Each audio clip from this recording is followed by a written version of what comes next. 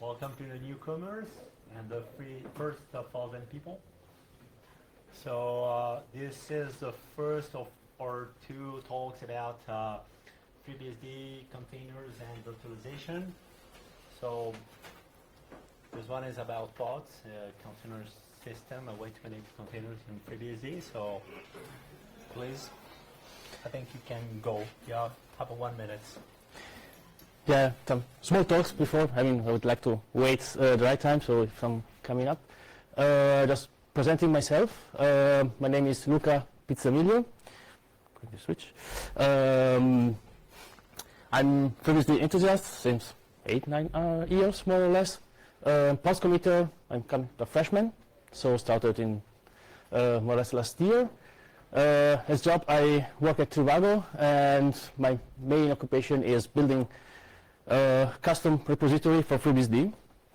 So I use a lot of Podriere. Thanks, who did it. This is a system that allows you to customize your package repository on FreeBSD. So that's who am I. What was my motivation that drove me to start this kind of project?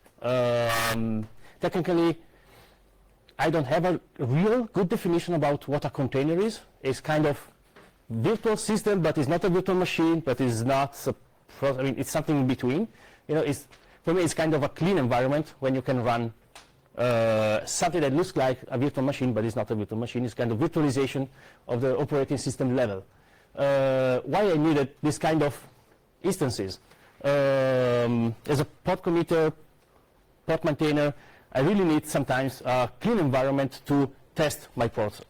Oftentimes when you build software, you have unexpected connections. Autoconf is really bad. It takes the wrong library, wrong configuration. So if you have a clean environment, it's pretty easy.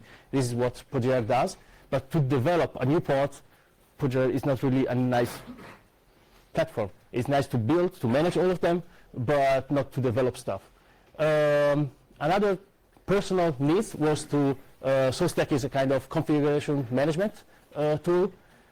I really needed to run on my laptop some network virtual environment to have client-server configurations to run several stuff. To run web services, nowadays you don't have any application anymore, you have web services to do stuff. And I really like to push in these directions also on my laptop. There are already some solutions available on FreeBSD, basically based heavily on jails, like EasyJail, IOCage, but I have the feeling that they didn't really provide what I needed. Moreover, it's open source, means that if you want to reinvent the wheel, you can do it. So my motivation was also that. I had other. For instance, EasyJail doesn't support easily DHCP configuration. If I run on my laptop, normally you don't have fixed IPs, but you have a DHCP on one network and you want to virtualize the network inside. I wanted, without any shame, imitate Docker. I don't like Docker 100%, but there are a lot of use cases where Docker is really a killing feature, killing technology. And FreeBSD doesn't provide the similar user-friendliness that Docker has. So I just say, I saw other developers using Docker. Oh, this could be nice to have something similar. Automation that provide more user-friendly command line interface. Also wanted to something that I build up for myself, so I can experiment different solutions, taking wrong paths also, different concepts, and of course was for me an opportunity to learn more about FreeBSD technologies. I didn't develop any new features to FreeBSD. I just used what already available was, basically. jails, ZFS, PF, RCTL, CPU set, whatever we spoke about later. What is pod? Pod is basically just a tool that automates the management of my container model. So it's just a bunch of shell scripts until now, because everything is just command line tools that create datasets, run jails, create network cards, whatever. So no needs for higher programming languages. Advanced features probably will need better stuff, so we'll see. Where the name comes from? Pot is, is used to cook and can contain something like pasta. I'm Italian, so obviously cook and pasta is the right analogy for that. The idea is when you cook pasta, you see the tomato sauce pasta and carbonara spaghetti. In both cases, even they're completely different, but you start with a pot with boiling water. So you put the salt and then you put the pasta to cook. So there is a kind of reusable start or beginning from the recipe. So that was the idea to have a different concept inside my containers to be able to reuse some stuff, basically reuse the pot. Also, it's 3 letters that is important when you have command line. Don't write FreeBSD container, new technology. It could be a huge command line. This pot is short, 3 letters, easy. What is? There is no new ideas. Just copy good ideas from there and there. So what I thought, okay, would be like to split a FreeBSD system in 3 logical components. You have FreeBSD base, the packages, and basically customization means everything else. It would be nice to have these 3 logical components separated into 3 logical, like this partition, ZFS dataset basically. Who knows exactly what ZFS dataset is? So ZFS is the file system for FreeBSD, and you have to imagine that in this case dataset like a logical partition inside of a 3 structure. So you can create separate partition, disk partition in this case, and I put in one partition the FreeBSD based stuff, in another partition the packages, and the other partition the customization. I found a way to combine them and recreate a proper FreeBSD tree. What is good in the FreeBSD that the tree is already well separated. All packages, for instance, are installed under USR local, so they are not mixed up with everything else. So that's helped me a lot. And then I have a bunch of symbolic links that make it possible. Box images. Basically, what you have when I create a pod, I need a base. As you see, the base 11. This is the first thing that you have to do when you create a new system, let's say. And then you can create pot A. I mean, this another pot. The name is A, just to be abstract. I called it level 1 because, as you see by the name, using the base 11.1, this is the same base. But that every box that you see is a ZFS dataset. When you create this level 1, it takes this pod as reference, and it uses the same base. Basically, it's mounted in read-only, so it's not duplicated. It's exactly the same one. And it's using the same component, and those are just for the pot A. In this case, I use, again, the same components, and I customize with packages and customization about the configuration. The point is to be able to reuse completely one dataset from one pot to another one. Maybe a little bit more clear with the command line workflow. Potin is just to initialize everything. Create base is able, it creates basically the base that you can reuse. You can specify version of FreeBSD. That means that you can have multiple versions. For pods committer is pretty useful because time to time something doesn't work on 10.3, but I have a current and you need some different versioning. So it's really useful to have multiple bases. The create base basically download FreeBSD 11, create all datasets, and create the pod base, meaning this level 0 reference. Then we pod create PA, B11.1 means which base should I use, and we create these new pods creating those the package dataset and the customization dataset. And the same for the pod B. Then there is a command start and stop. What start does, it mounts all dataset in the proper manner to create a valid FreeBSD system, and then it starts the container that is basically a jail. Desktop does the stuff in the reverse order. Stop the jail and mount ZFS dataset. The point to have this kind of read-only mount, this mechanism, is to exploit, I mean, the problem is you can, with new virtualization trend, imagine container, you have virtual images for everything. People, it's so easy to create new virtual images that nobody will really manage them. Because then you can create 50, hundreds of virtual machines, and you say, we have to run a security upgrade, a security fix. And you have to go in all machines, in all virtual machines, and upgrade them. In this case, if I make some modification in the first one, I can see immediately, I can use it as reference. If I make modification there, I can see immediately the modification here, because it's mounted via nullFS. That means it's really the same component. It's not duplicated, it's really the same. So a modification there is immediately applied to every container that is using the same dataset. Questions so far? Yeah. To create the base, is it like a bit like FOSDEM, then you can build from source, the grab binaries? No, currently it's just binary download, Okay. extract them. It's not yet so sophisticated. When I start to play with it, say, okay, 3 file system components usable as building blocks are not enough for my vision of the future, let's say. So I would need more file system components. I would really see a way to build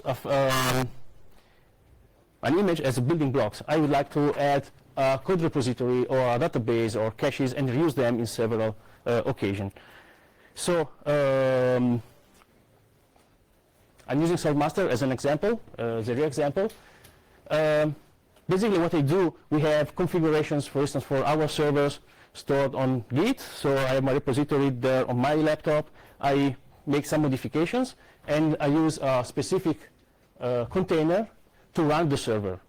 I don't want to use my laptop as a server, so I can isolate in an isolated environment, in an isolated network. I can use the same repository, but I use the container just to run the server instance. And I can use my laptop to develop new stuff and do whatever I want. So then all my credentials are on my laptop, are not in the container. The container is just the executor, it's like the server. So for do that, I create also a different concept called file system component. So you can add other pieces, other ZFS dataset. So you create a component, create a pod, and then with add file system component, you just say which pod, which file system component, and where has to be mounted. FOSDEM was really an inspiration for that, because it's basically what it does, but it's a... May I ask Yep. what that P option means? It's package or B? P? Path. No, P is the name, the pod name. Pod name, yeah. And F is name of... So they have here the file system component called repository. P is the pod. So here I'm adding this file system component to this pod, and this is the mount point. Yeah. Normally I use P for the pod name, F for file system components, B for bases, just to... I'm trying to be consistent in all command lines, but yeah. Test analogy, again. In this case, I have other type of spaghetti. What that means, it can not just use the same part of the recipe if I'm cooking with my pasta and my pot. Here, I can even cook 2 different dishes with the same physically pot. I can cook spaghetti there, and then when it's cooked, I can serve one with carbonara and the other one with ragu in this case. So that means the reuse can be pushed even further. This is a real example that I'm using on my laptop. I forgot to mention what the level is. The level is the number of ZFS dataset or file system component that I'm mounting in read-only. In this case, I'm not reusing only the base, so the FreeBSD base, but also the package. Here I have a level 1 reference container where I install everything that is related to Saltmaster. And here I have 2 instances that are using those definitions, and they have just the customization inside them and an external repository outside. In this case, I have 2 instances of the same server with 2 different configuration and 2 different repository. But I have only one package dataset and only one base dataset. So it's to push the reusability even further. ZFS allows to do that. This is the workflow. It's similar to before. I create file system components. I create the level 1 part, and here it's slightly different. I just say, okay, use Saltbase as a reference because it's a level 2. That means you don't have to use only one data set in read-only, but even 2. And then I adding the file system components, and this is a kind of real case that I have on my laptop. Question so far? Yeah. There is any limit with the levels? The question was about there is a limit about levels. Yeah. There's only 2 levels. Okay. I was thinking about it. There are technically some problems. If you want to reuse more stuff, it can be tricky. For instance, if you have a PHP package, a server can be Nginx or Apache, all are packages, and you have only one of them. You cannot combine. Here I have Apache, here I have PHP. They are mixed in the tree. So for directory perspective, could be really tricky to do that. Probably possible, but I don't see really. It can be too complicated. Yeah. Okay. Thank you. Network side, currently POT support automatically 2 network configurations. One is inherit, typical use for build. It means that inherit the network stack of your machine, so you don't have any configuration. You cannot expose any services outside it, but you can have access to internet or whatever. Or you can create a virtual network inside your laptop. It's exploiting VNet. That is not yet officially activated in FreeBSD kernel, so that means that you have to rebuild your kernel. In head is already activated.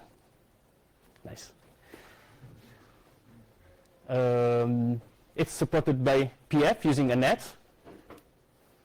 Just look in the big picture.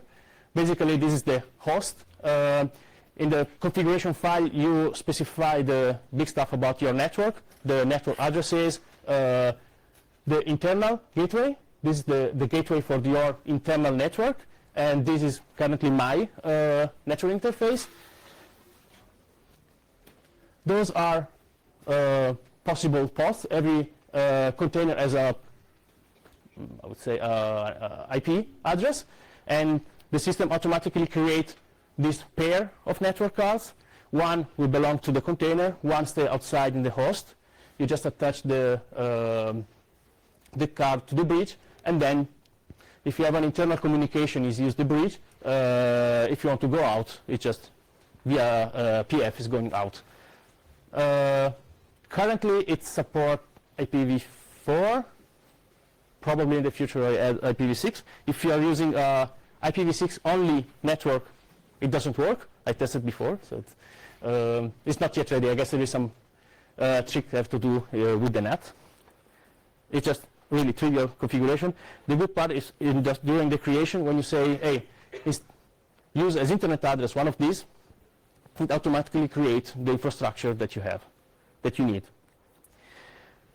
There are several missing features in this area. For instance, it would be nice to have a container directly attached to your network card, so having a fixed address, which is what JS support. My system doesn't support yet, but should be easy to do.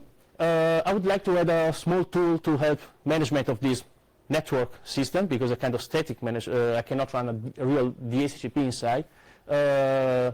So something like that. And the third part, I'm working on it, is expose network services inside this virtual network. So basically, I already done the work about DNS port. You can create an internal automatic DNS port that works as an internal DNS for the system based on console. So your container can start, register the services to console, and then they are reachable via DNS. And then with Azure, for instance, a load balancer like Azure Proxy, in your host, you can make everything available, dynamic, microservice friendly, or this kind of stuff. But it's still ongoing. It's using tooling from other suppliers. Technically possible, there is no limits to do that. What is heavily based on ZFS? Everything there is on a ZFS dataset. ZFS, if you don't know, you can do magic stuff like taking a snapshot of a dataset. So you can take a snapshot of a pod. So you have a container. Oh, this is nice. I can take a snapshot, so I can, and then I can reuse these snapshots in several ways. For instance, I can make some test modification, and then it doesn't work. You can roll back and reuse the snapshot that you take before. So those are pretty useful features, and they are for free.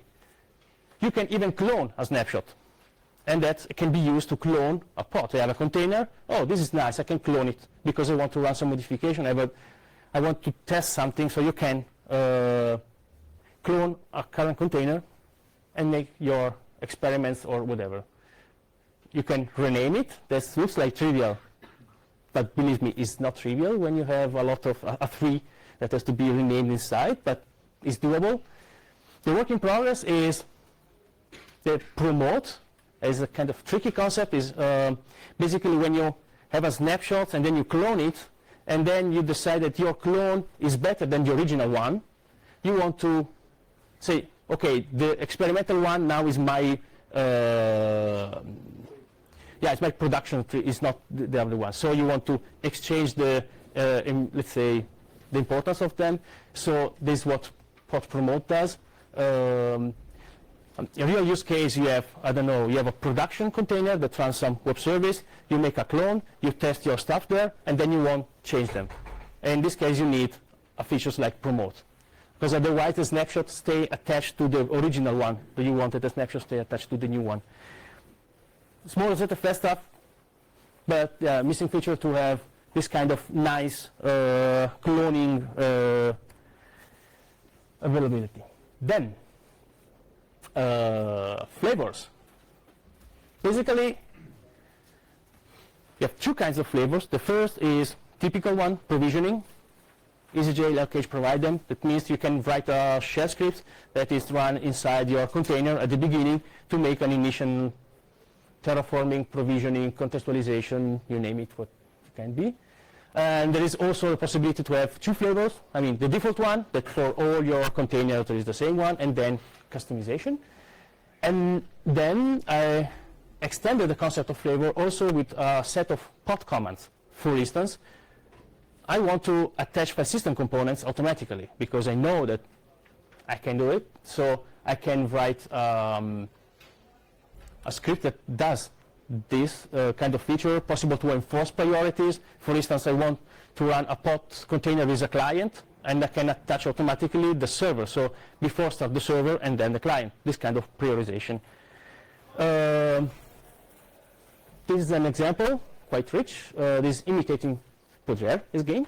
If I want to have a building system to build packages, basically, or to test stuff, I create this flavor called build port. I have two files. One is the pot script, so to say, and the other is a real shell script.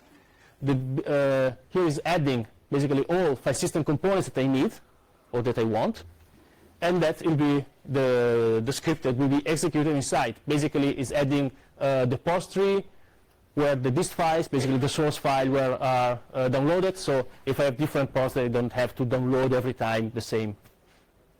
Just one question about the script. Are you running it through the first boot mechanism, or are you building your own? The question was about if I'm using the first boot or I'm using a mechanism of my own. I just start the container, I copy before the script there, and I run it. No sophistication at all. It's really easy there. Yeah, and other question about?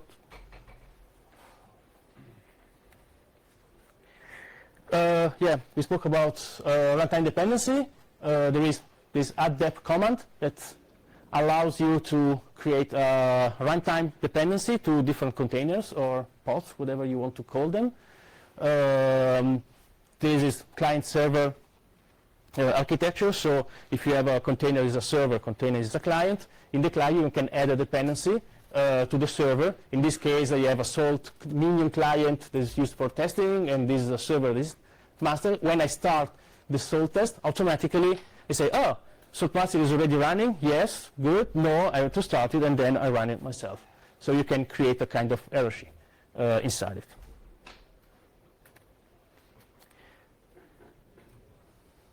We can speak about 4 hours about resource limitation. I added because it looked like really cool. Believe me, it's not. Seriously, it looks like really a nice topic, but it doesn't work. I added CPU set is a command available in FreeBSD, but is in all Unix, to stick some processing, in this case container, to specific CPUs. With this command line, I say that the port named port, fantasy, is running on CPU 0 and 2, and only on those 2 CPUs, nothing else. In this case, I can limit the usage and the conflicts between different containers running on the same machine.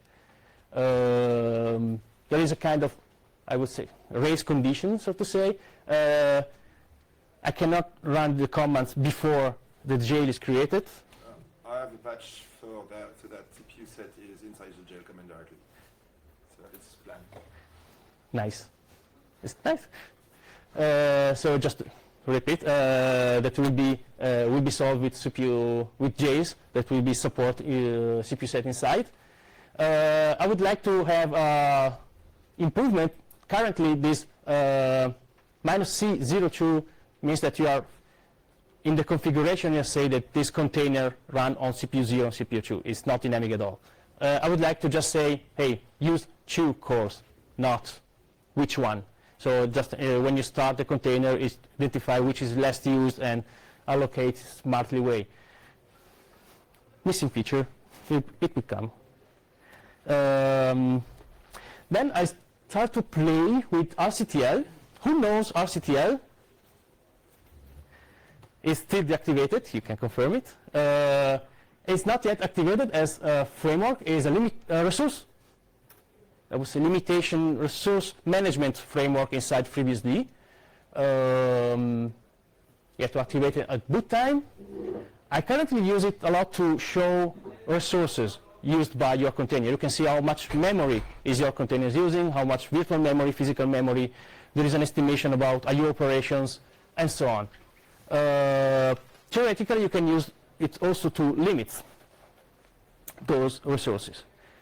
For instance, you can say, hey, I don't want this, my container use more than 1 GB of physical memory.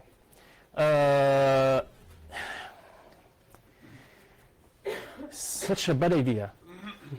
First of all, normally you have to say how much memory, and you don't have really a clear idea what can be a limit for a container.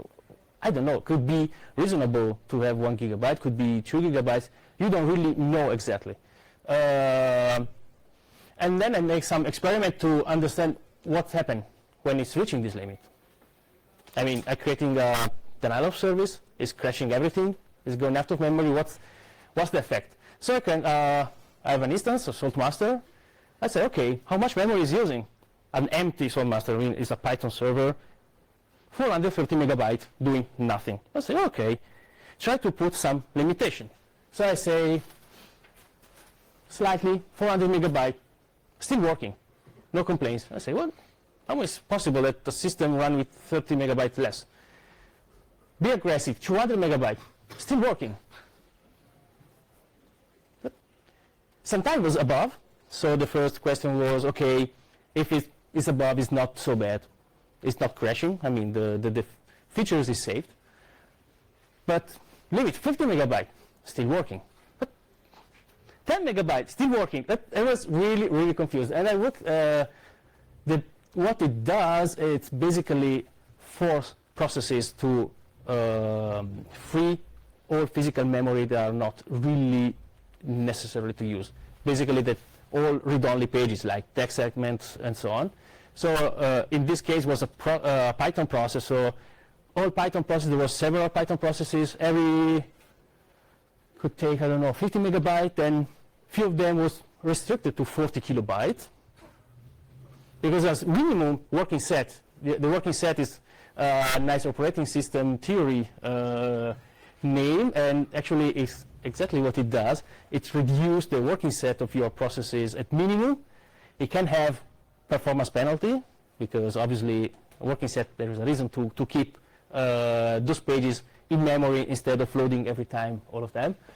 I wouldn't suggest to use this kind of limitation, because I mean, just with it, it doesn't feel really correct. It's good to have somehow a way to avoid or to control what several containers are doing, to avoid mixing, I mean, one container go crazy and affecting the whole system. But still, I'm questioning about how good this kind of limitation can be. Does it affect all the other containers? Because if it's not affecting all the other containers, then the restriction is quite good. The question was about if these constraints are affecting all other containers. No, it's per container. So you can say, okay, please, this container use just 10 megabytes. It's somehow good, but first of all, it's not respected, because it's only the read-only pages that can be drop off.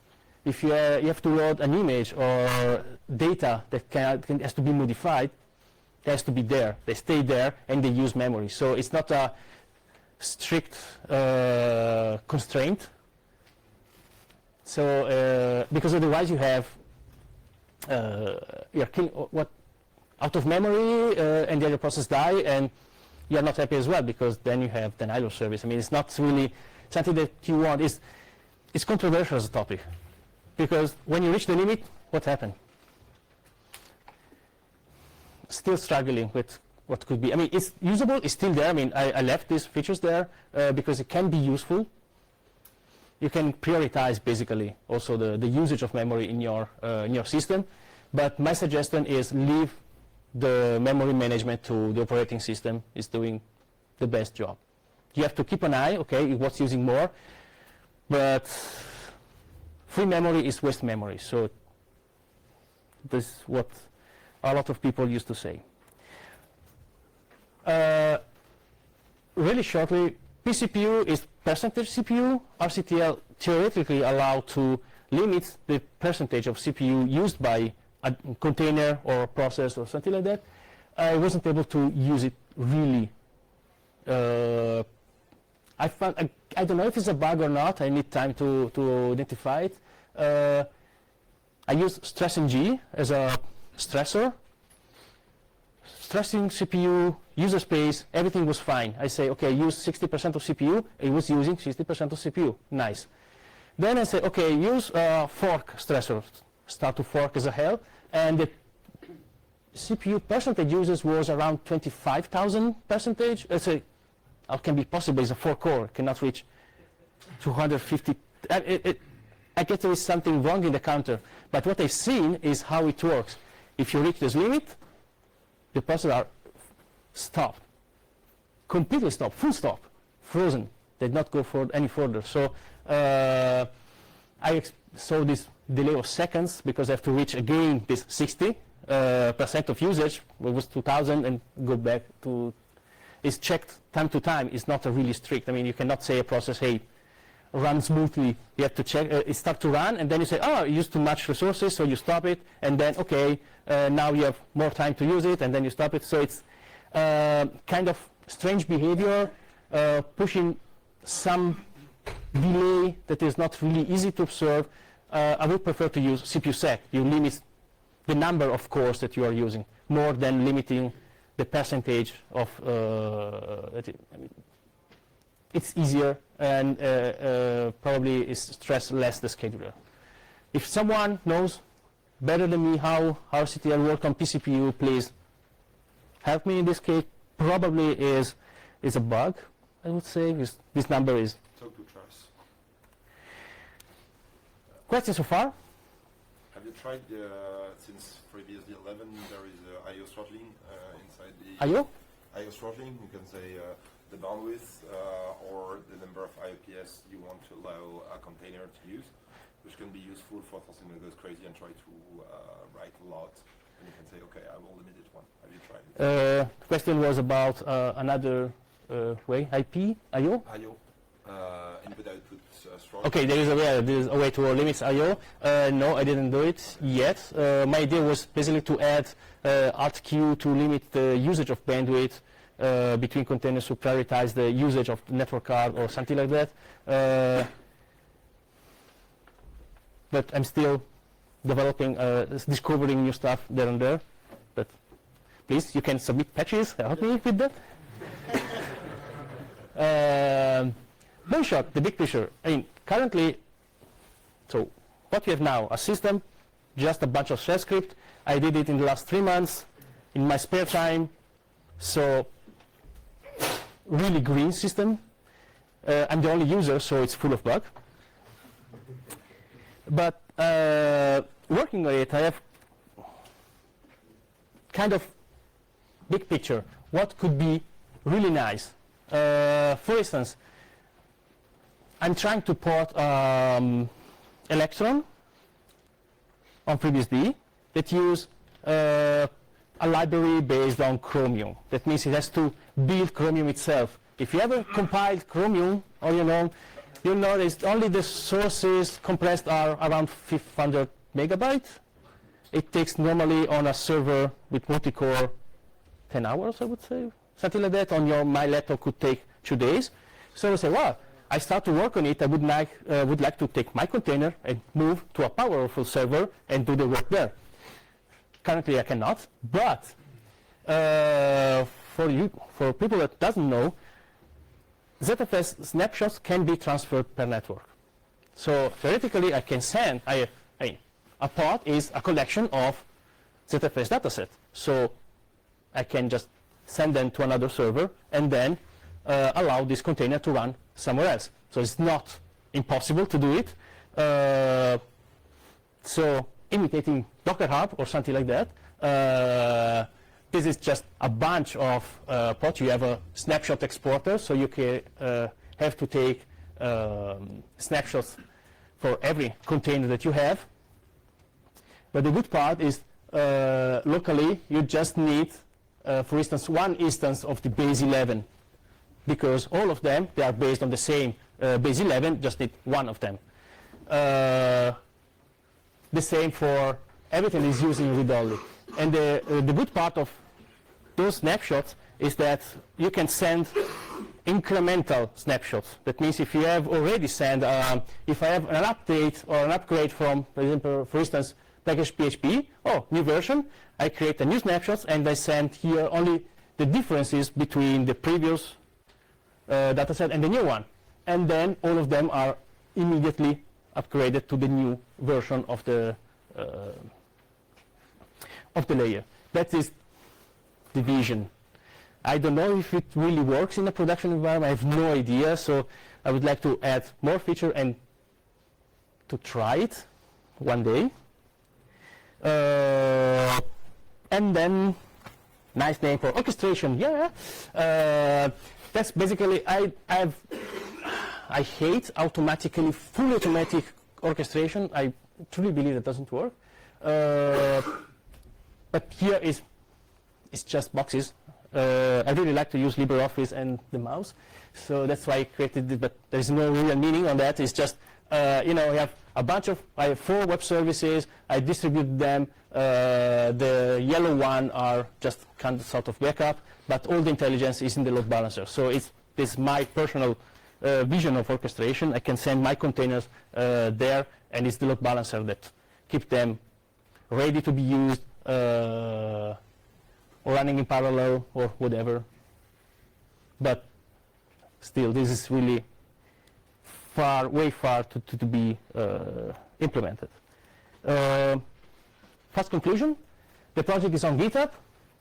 Fork it, submit requests, issues, whatever. Please use it and give me a lot of feedback, because as the only user, I know that it's broken. Something that is really good to remember, containers cannot be better than the operating system that is under the hood. So making some Docker comparison and say, okay, Docker does this stuff in this way because Linux has these features.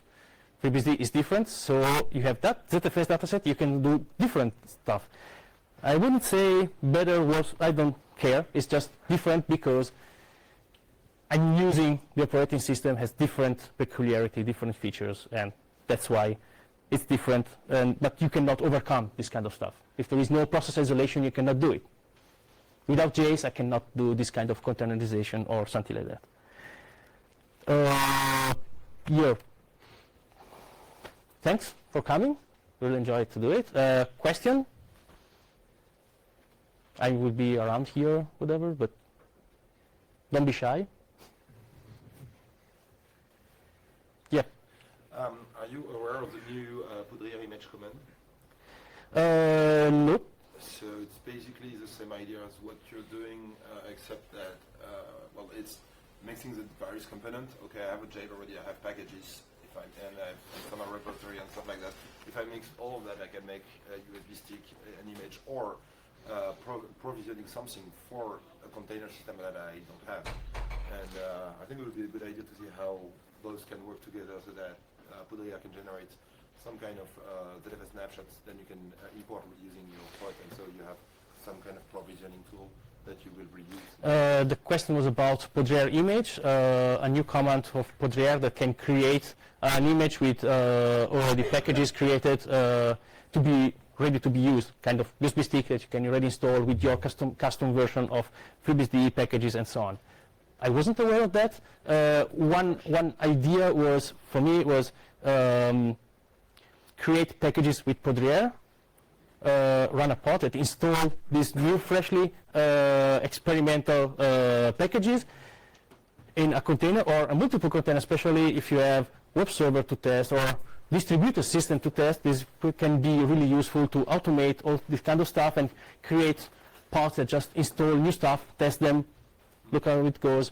Also to create, to test upgrade procedures.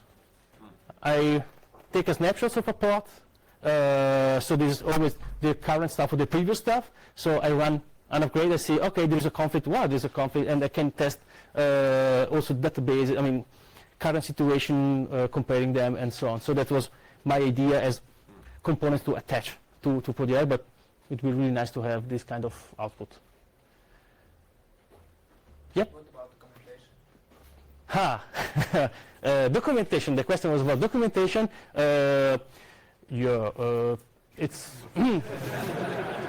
there is a super nice README on GitHub. It's 0%, I would say. I have to work especially to how to do this stuff. I mean, yeah. That's also why I need feedback, because I know how to do it. I know under the hood, but and please ask me more stuff with recent examples or whatever. Do you have a way to import a non-base image of this, a jail? So if I wanted to pre-build a jail, or I already had a swap of them, that I could import that existing jail as a base layer? No. The question was about if I had a way to import existing jails to pod. No, I don't have this, not yet. As I said, it's fully customized on my needs because I'm the only user. So, but feel free, join the community, do it. I really enjoy to have more people working on it because I mean, to me it's a cool idea, but alone I cannot do really. It's potentially a lot of work, a lot of use case that cannot really manage. You could probably just, create your pre-existing jail in his structure and then import it, I guess. Because if it's just ZFS data structure. Well, I guess because I'm looking at doing it as a base image. So where he would pull in the base 11.1, I would pull in a pre-configured console server and then do the configuration as a layer on top of that instead of having FreeBSD and then console packages and then configuration. The question was, yeah, I mean, it's still something that I'm struggling. This stratification is really needed. That is still something that I'm questioning about. I mean, splitting base and packages is really needed, or they can be condensed in only one, and who cares about and the customization is obviously different, is per container, but the other can be, because if what I'm doing, basically if you have a base that is clean, then you make a clone, but I'm cloning it, so only the difference are stored on the disk, so it's not a waste of space, and still struggling. My idea was really to split them to send, to reuse as much as possible or something like that, but it can create problem. Currently, I guess EasyJail, for instance, create only one ZFS dataset for the whole jail.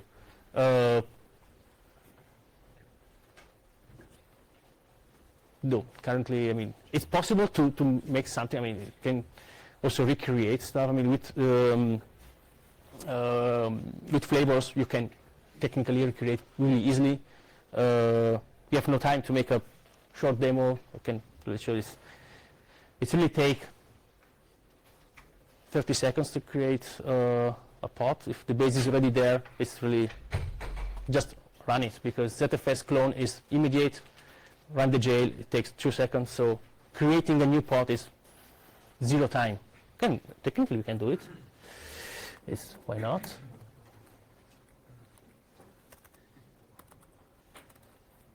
I have here already the line. This is a complex one. I create a pod called test. It's readable for everyone. Make it bigger. Pod called test, based on a base 11.1 with IP address of my internal network. I'm using the build port flavor, and I want to use the DNS as a port instead of inheriting the DNS configuration from my host. And it was completely clean, and this is what it takes. It just launched the DNS, for instance. It creates the pod, and it's running all, and that's it. It's running all the flavor. So to run a flavor, has to run the container, run the flavor inside, stop it. So that's why it takes a little bit, but I created a container, and I don't know, 2 seconds. Everything is already there. That's why it's so easy. So, you don't have to download every time everything. But that's what more or less I did. And just to make this. Yep. This is the container that I just created. It's called test. This is the IP. It's currently not active. Those are the dataset, and those are the names, and then where they are mounted. So that's why migration is a bit tricky, because what pod does is forcing conventions to know exactly where datasets are, where to be mounted. So that's to make automations. Otherwise, it can be hard to make this kind of automation with stuff. But basically, that's it. For me. Run.